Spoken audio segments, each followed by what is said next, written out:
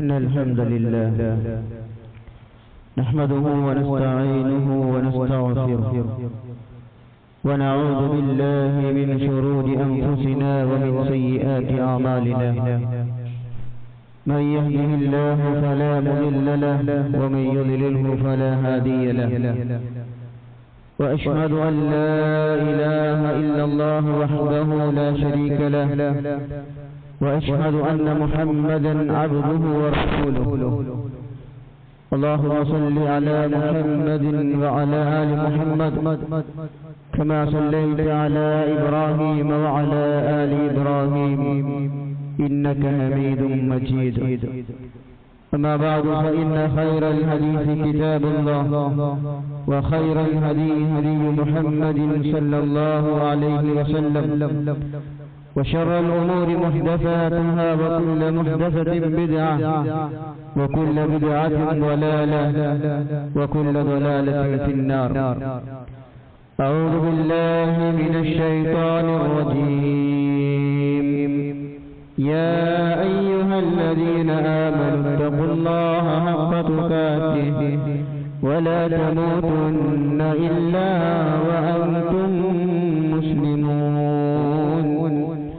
يا أيها الذين آمنوا اتقوا الله وقولوا قولا سديدا يصلح لكم أعمالكم ويغفر لكم ذنوبكم ومن يطع الله ورسوله فقد فاز فوزا عظيما. رب اشرح لي صدري ويسر لي أمري واحلل عقدة من لساني يفقهوا قولي. ഏറ്റവും സ്നേഹം നിറഞ്ഞ സത്യാന്വേഷികളായ വിശ്വാസികളെ വിശ്വാസിനികളെ സൃഷ്ടാവും സംരക്ഷകരുമായ അല്ലാഹു സുബ്ഹാനഹു വ തആലയെ ജീവിതത്തിന്റെ എല്ലാ മേഖലകളിലും അവന്റെ നിയമങ്ങളെ നിർദ്ദേശങ്ങളെ സൂക്ഷിക്കുകയും ആ നിയമനിർദ്ദേശങ്ങൾ പാലിച്ചുകൊണ്ട് ജീവിക്കുകയും ചെയ്യണമേ എന്ന് ആദ്യമായി ഉണർത്തുകയാണ്, വസിയ്യത്ത് ചെയ്യുകയാണ്. അല്ലാഹു സുബ്ഹാനഹു വ തആലയുടെ കൽപ്പനകളും നിർദ്ദേശങ്ങളുമെല്ലാം കഴിവിന്റെ പരമാവധി ജീവിതത്തിൽ പാലിക്കുകയും നാളെ മരണാനന്തര ജീവിതത്തിൽ അല്ലാഹു സുബ്ഹാനഹു വ തആലയെ കണ്ടുമുട്ടുന്ന നാളിൽ അവന്റെ ഇഷ്ടദാസന്മാരുടെ കൂട്ടത്തിൽ നമ്മെ ഏവരെയും ഉൾപ്പെടുത്തുകയും ചെയ്ത് ജന്നാത്തുൽ ഫിർദൗസിൽ നമ്മെ ഏവരെയും ഒരുമിച്ച് കൂട്ടി അനുഗ്രഹിക്കുകയും ചെയ്യുമാറാകട്ടെ. പരിശുദ്ധ ഇസ്ലാം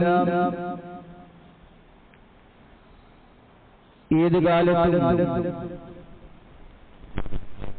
ലോകം എത്ര തന്നെ പുരോഗമിച്ചാലും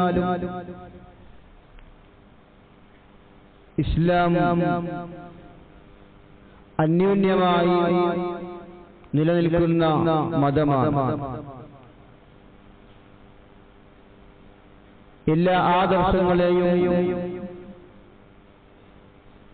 അതിജയിക്കുന്ന ആദർശമാണ് പരിശുദ്ധ ഇസ്ലാമിന്റെ ആദർശം.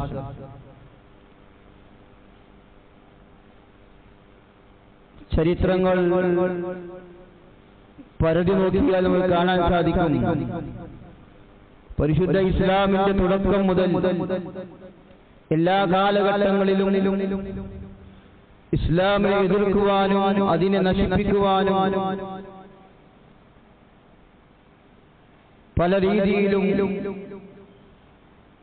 ആളുകൾ ശ്രമിച്ചുകൊണ്ടിരിക്കുന്നതായി. ഇന്നും അതിന് യാതൊരു നിലക്കുമുള്ള കുറവുമില്ല. എന്നാൽ ഈ വിമർശനങ്ങളെയും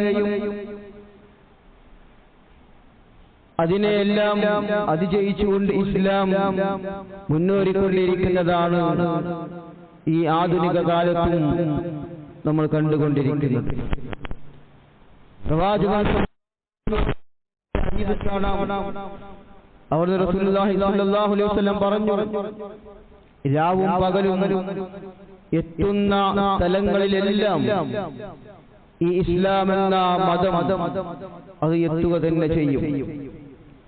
മണ്ണിന്റെയോ രോമത്തിന്റെയോ വീടാകട്ടെ, ഇനി അതല്ല കൊട്ടാരങ്ങളാകട്ടെ, അല്ലാഹു എല്ലാ വീടുകളിലും ഈ മതത്തെ എത്തിക്കാതെ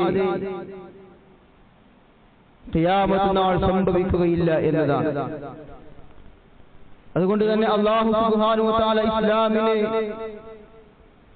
അതിന്റെ പ്രതാപത്തിലാക്കുന്ന ആ പ്രതാപം കൊണ്ട് സത്യനിഷേധത്തെ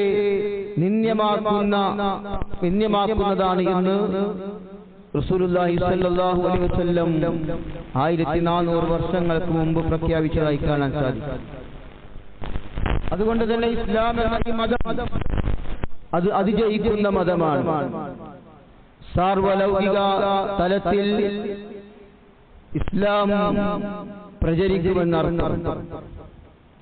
അത് കുടിലുകളിലാണെങ്കിലും കൊട്ടാരങ്ങളിലാണെങ്കിലും അതിന്റെ ധാർമ്മികമായ എല്ലാ മൂല്യങ്ങളും ഉൾക്കരുത്തുകൊണ്ട് അത് എല്ലാ സ്ഥലങ്ങളിലും കയറി ചെല്ലുമെന്നാണ് പ്രവാചകൻ സല്ലല്ലാഹു അലൈഹി വസല്ലം പറഞ്ഞതായി കാണാം. അവിടുന്ന് പറഞ്ഞു, ഖാല റസൂലുള്ളാഹി സ്വല്ലല്ലാഹു അലൈഹി വസല്ലം അൽ-ഇസ്ലാമി യഅലു വലാ യുഅല.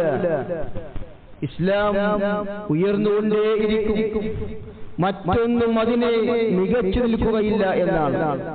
ലോകത്ത് ഏത് ദർശനങ്ങൾ വന്നാലും ഏത് ആദർശങ്ങൾ വന്നാലും അതിനെല്ലാം മറികടന്നുകൊണ്ട് ഇസ്ലാം എല്ലാ കാലത്തും അതിനെ മികച്ചു നിൽക്കുന്നതായി പരിശോധിച്ചാൽ കാണാൻ സാധിക്കുന്നതാണ്.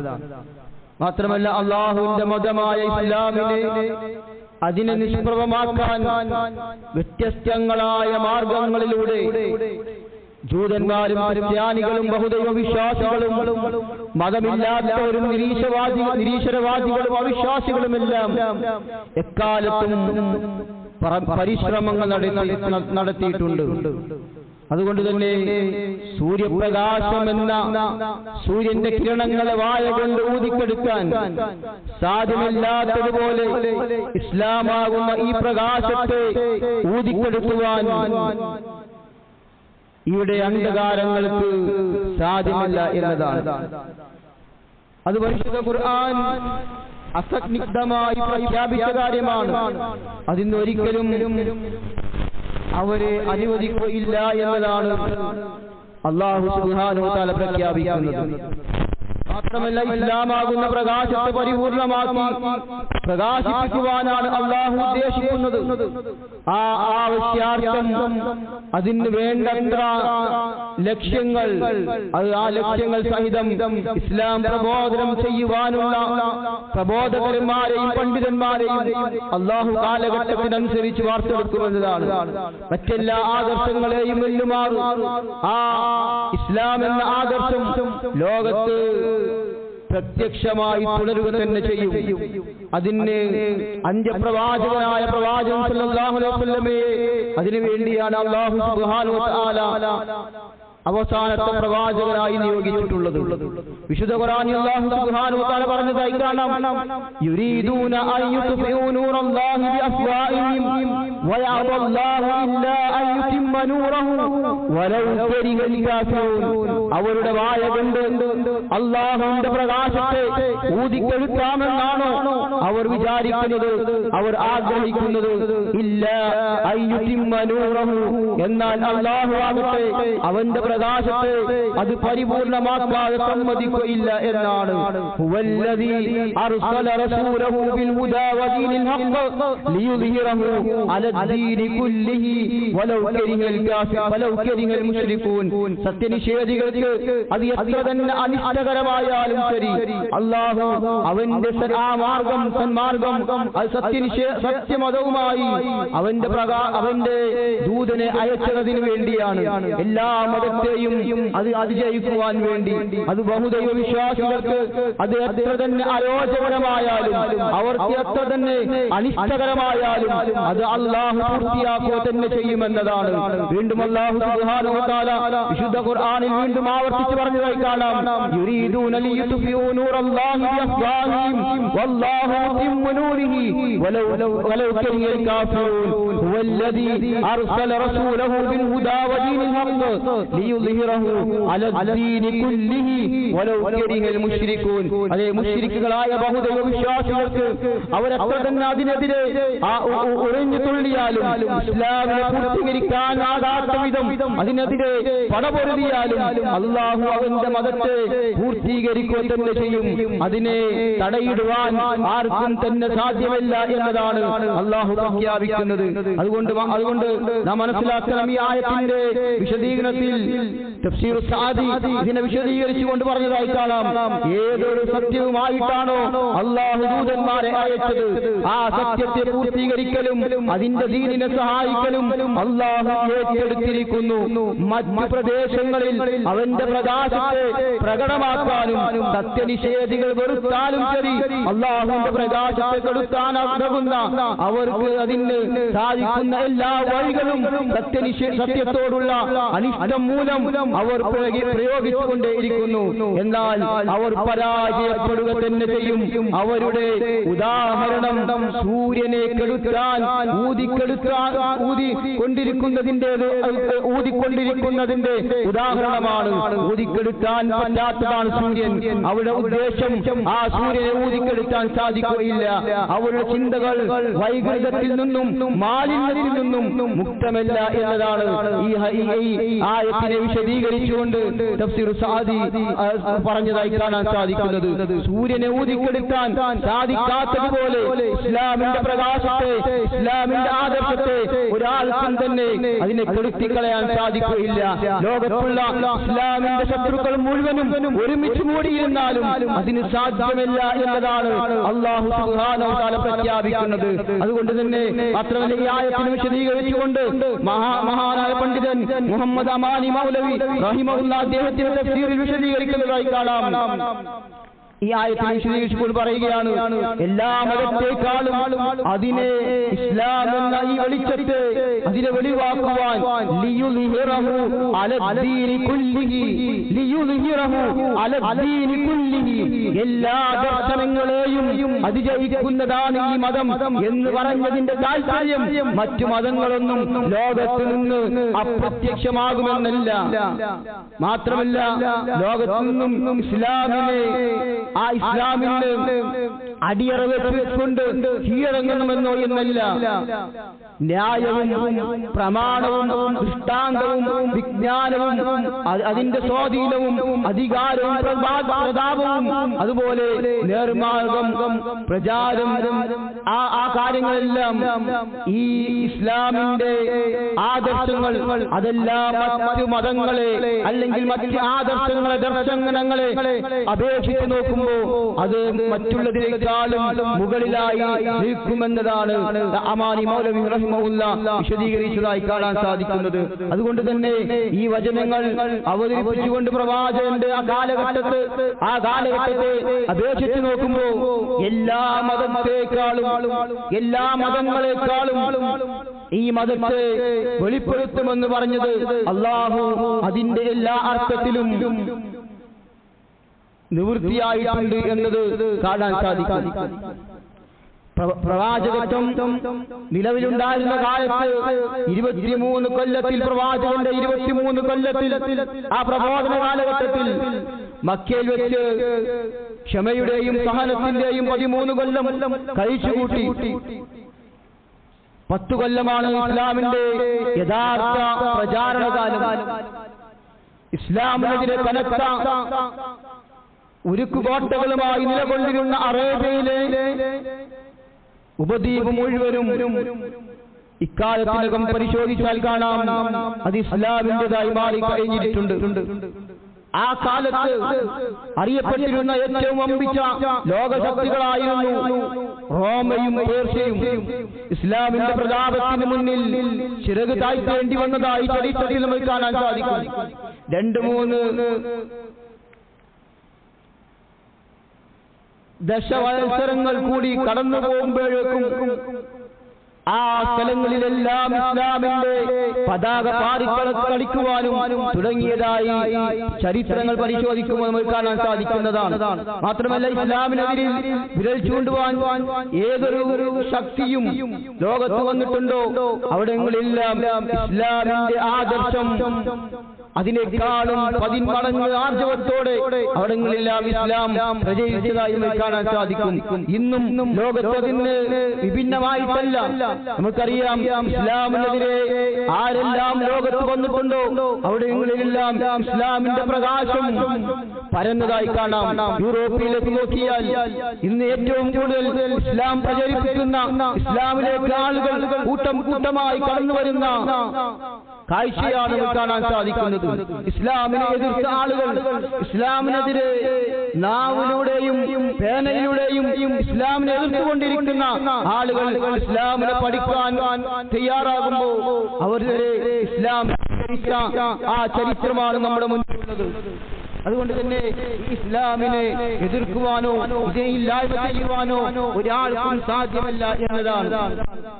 പ്രവാചകൻ സല്ലല്ലാഹു അലൈഹി വസല്ലം ആ പ്രവാചകൻ സല്ലല്ലാഹു അലൈഹി വസല്ലമയുടെ കാലത്തെ കുറിച്ച് പറയുകയാണ് എങ്കിൽ ശിർക്കിന്റെയും കുഫ്രിന്റെയും ആൾക്കാരെല്ലാം ഇസ്ലാമിന് വഴങ്ങേണ്ടി വന്ന ചരിത്രം നമ്മുടെ മുന്നിൽ പ്രസിദ്ധമായ ചരിത്രമാണ്. ഇസ്ലാമല്ലാത്ത ഏതൊരു മതത്തെ എടുത്താലും ആ മതത്തിൽ സാക്ഷാൽ ആ മതത്തിന്റെ പ്രമാണവുമായി അതിന്റെ അനുയായികളെന്ന് അവകാശപ്പെടുന്ന ആളുകൾക്കിടയിൽ പരിപൂർണമായി അംഗീകരിക്കപ്പെട്ട ഒരു ഗ്രന്ഥരേഖ യാതൊന്നും അതിൽ കൂട്ടുവാനോ അതിൽ നിന്ന് കുറക്കുവാനോ ഇല്ലെന്ന് അവർ ഏകഗ്രന്ഥമായി സമ്മതിക്കുന്ന വേദഗ്രന്ഥമാണ് പരിശുദ്ധ ഖുർആൻ. ഈ പരിശുദ്ധ ഖുർആൻ ഖിയാമത്ത് നാൾ വരെ അത് നിലനിൽക്കുന്ന ഗ്രന്ഥമാണ്. അതിന്റെ ഒരു അക്ഷരത്തിന് ഒരു വള്ളിക്ക് പുള്ളിക്ക് വ്യത്യാസമില്ലാതെ ലോകത്ത് അത് ആർക്കും തന്നെ അതിനെ തകർക്കാൻ, അതിനെ ഇല്ലായ്മ ചെയ്യാൻ സാധിക്കാതെ നിലനിൽക്കുന്ന ഏക ഗ്രന്ഥമാണ് പരിശുദ്ധ ഖുർആൻ.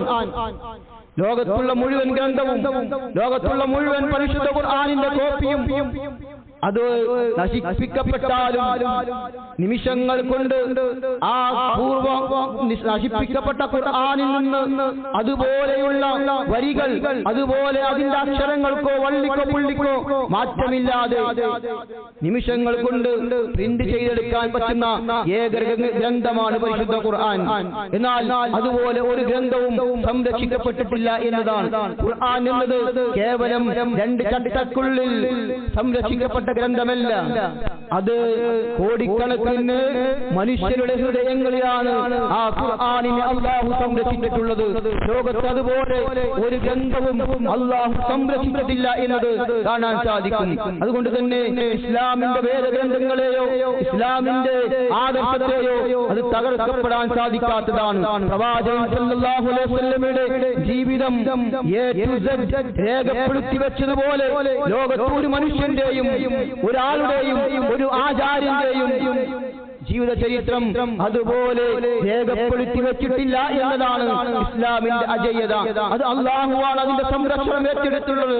അതിനെതിരെ ആര് തന്നെ ഇസ്ലാമിൽ നിന്ന് പോയി, ഇസ്ലാമിൽ നിന്ന് ഇറങ്ങിപ്പോയി ഞങ്ങൾ മുസ്ലിങ്ങളാണ് എന്ന് പറഞ്ഞുകൊണ്ടുവന്ന് ഇസ്ലാമിനെ എതിർക്കാൻ വന്നാലും ആ ഇസ്ലാമിനെ ഊതിക്കെടുക്കാമെന്ന് അവർ മോഹിക്കുന്നുണ്ട് എങ്കിൽ അത് വ്യാമോഹമാണ് എന്നതാണ് പരിശുദ്ധ ഖുർആൻ അസന്നിഗ്ധമായി പ്രഖ്യാപിക്കുന്നതായി നമുക്ക് മനസ്സിലാക്കാൻ സാധിക്കുക. അല്ലാഹു സുബ്ഹാനഹു വ തആല ഈ അജയ്യമായ ആദർശത്തെ മുറുകെ പിടിച്ച് ഖിയാമത്ത് നാൾ വരെ, ജീവിതകാലം മുതൽ ജീവിതം അവസാനിക്കുന്നത് വരെ, തൊണ്ടക്കുഴിയിൽ നിന്ന് റൂഹ് പിടിക്കപ്പെടുന്നത് വരെ ലാ ഇലാഹ ഇല്ലല്ലാഹ് എന്ന ഈ അജയ്യമായ ആദർശത്തെ മുറുക്കി ജീവിച്ച് മരണം കൈവരിക്കുന്നവരുടെ കൂട്ടത്തിൽ നമ്മേവരെയും ഉൾപ്പെടുത്തി അനുഗ്രഹിക്കുമാറാകട്ടെ.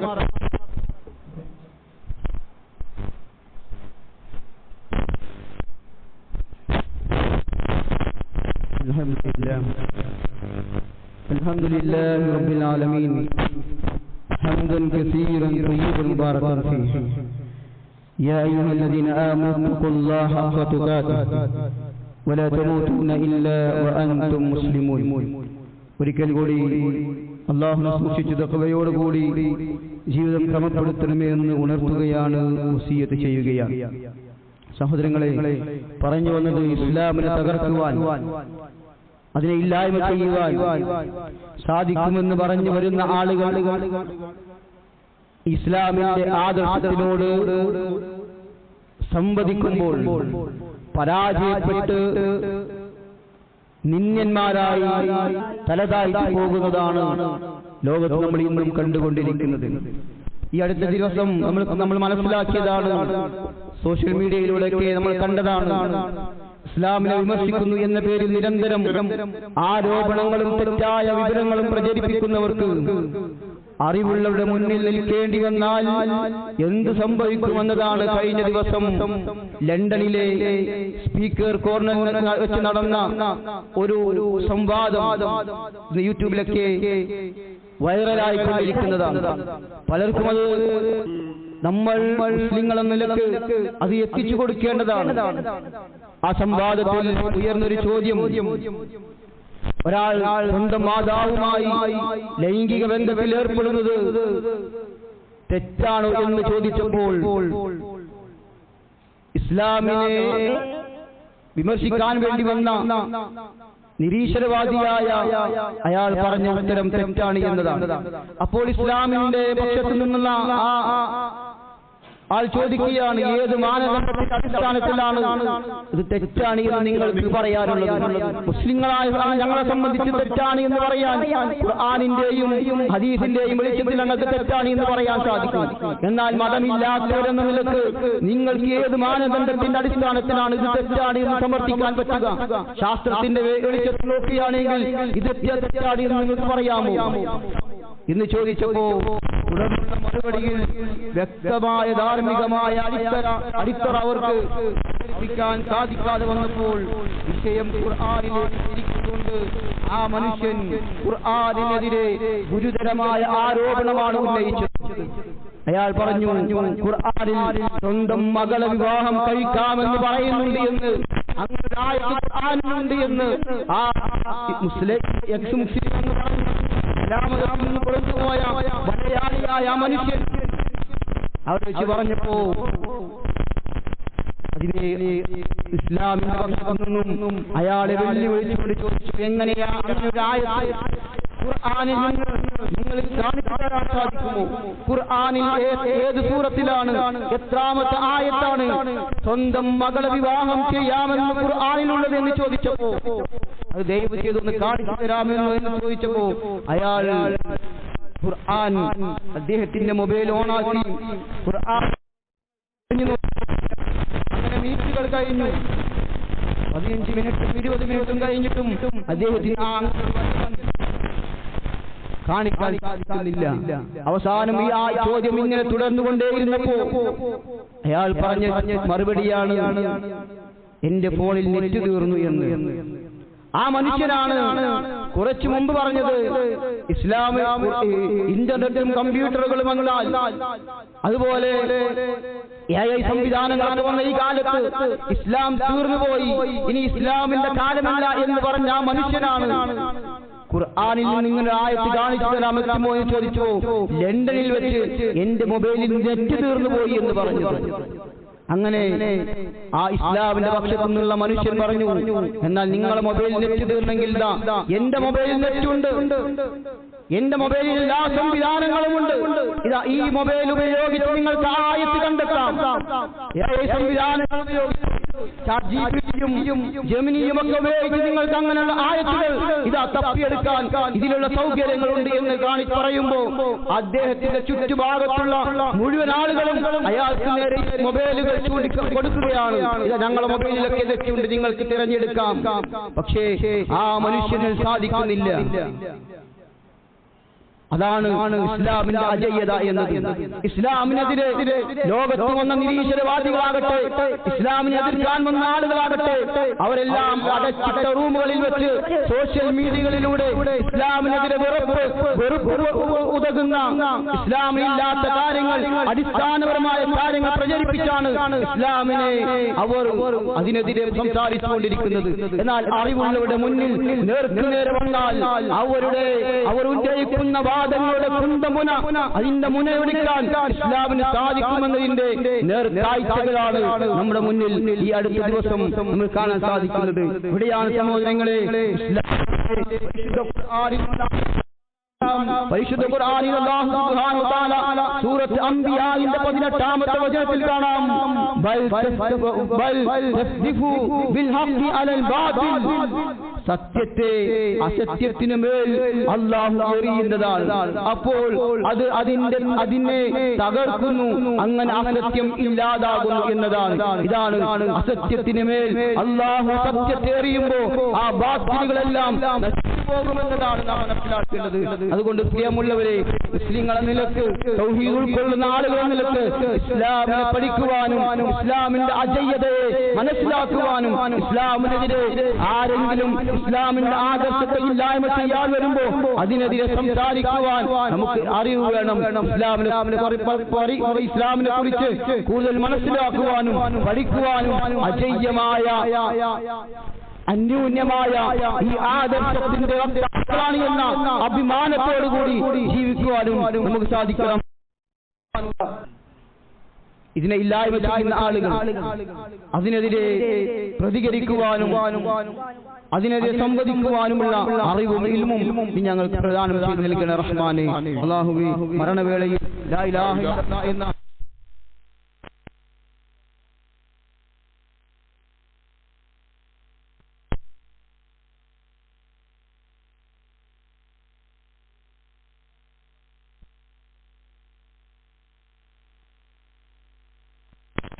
മരണപ്പെട്ടു പോയ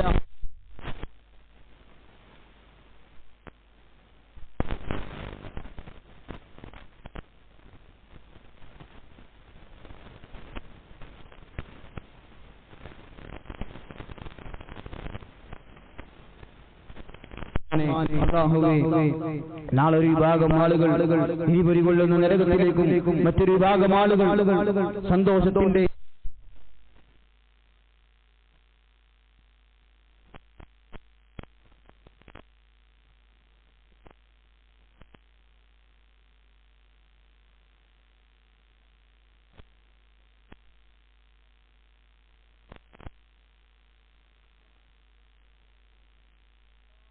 أعز الإسلام والمسلمين وأذل الشرك والمشركين. ربنا تقبل منا إنك أنت السميع العليم وتب علينا إنك أنت التواب الرحيم. ربنا آتنا في الدنيا حسنة وفي الآخرة حسنة وقنا عذاب النار. آمين برحمتك يا أرحم الراحمين. أقم الصلاة.